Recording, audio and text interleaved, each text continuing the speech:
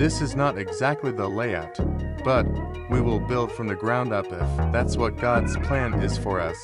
Follow us for more vids as we build our home. Can take everything that happens and get a lesson from it and try to rebuild ourselves and try to become better than who we were yesterday.